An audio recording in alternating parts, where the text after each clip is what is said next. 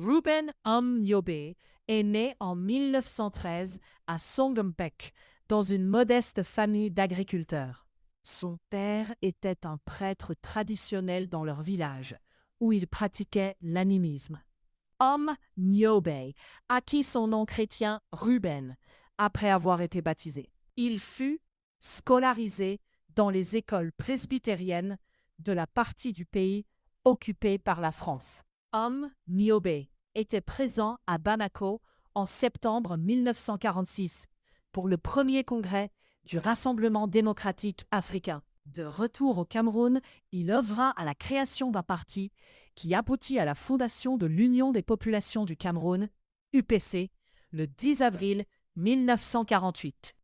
Nyobe fut propulsé à la tête de l'UPC en novembre 1948. En tant que leader charismatique de l'UPC, Ruben Nyobe défendit à 3 reprises, 1952, 1953 et 1954, la cause du Cameroun à la tribune des Nations Unies à New York.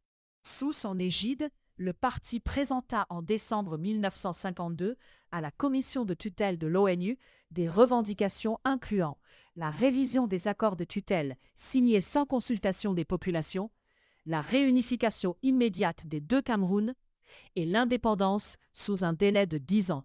À partir de 1955, la situation se tendit. Des émeutes éclatèrent dans les villes. Le 13 juillet 1955, l'UPC et ses organisations annexes furent interdites. Ruben Nyobe déclara « Je vais prendre le maquis ». La répression s'abattit de façon massive sur l'insurrection, sous la supervision de Pierre Messmer, le haut-commissaire au Cameroun.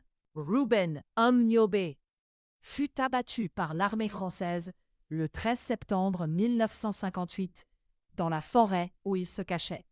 Son corps fut traîné dans la boue jusqu'au village Liyong. Félix Moumié, successeur d'Nyobe, fut empoisonné au thallium le 3 novembre 1960 à Genève par un agent secret français.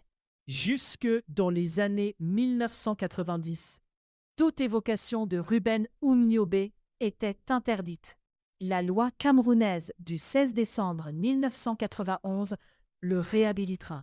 Aujourd'hui encore, à Douala ou à Yaoundé, pas un monument, pas une rue ne porte son nom. Mais aujourd'hui, M. Podol vit toujours dans le cœur des Camerounais qui refusent l'oubli. Né à Songumpec en 1913, Nyobe était un étudiant brillant, élevé dans une modeste famille d'agriculteurs. Son père était un prêtre traditionnel dans leur village, où il pratiquait l'animisme.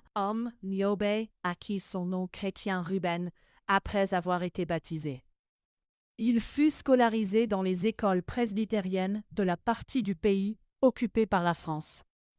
Nyobe était présent à Bamako en septembre 1946 pour le premier congrès du Rassemblement démocratique africain. De retour au Cameroun, il œuvra à la création d'un parti qui aboutit à la fondation de l'Union des populations du Cameroun, UPC, le 10 avril 1948. Nyobe fut propulsé à la tête de l'UPC en novembre 1948.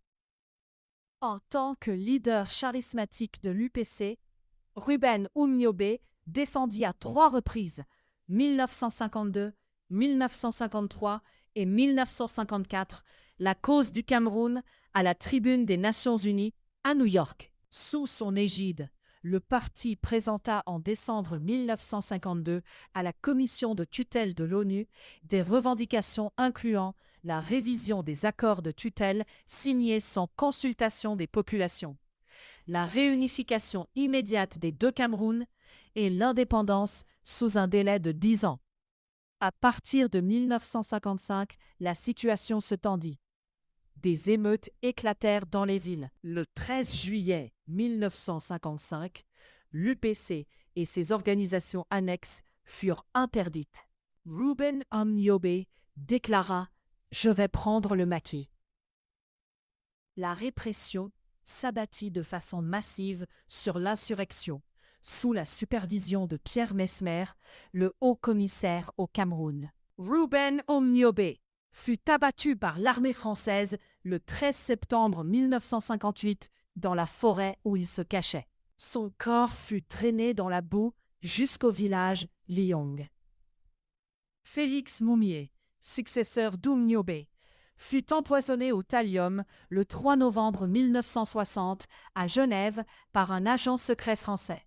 Jusque dans les années 1990, toute évocation de Rouben Omniobé était interdite. La loi camerounaise du 16 décembre 1991 le réhabilitera.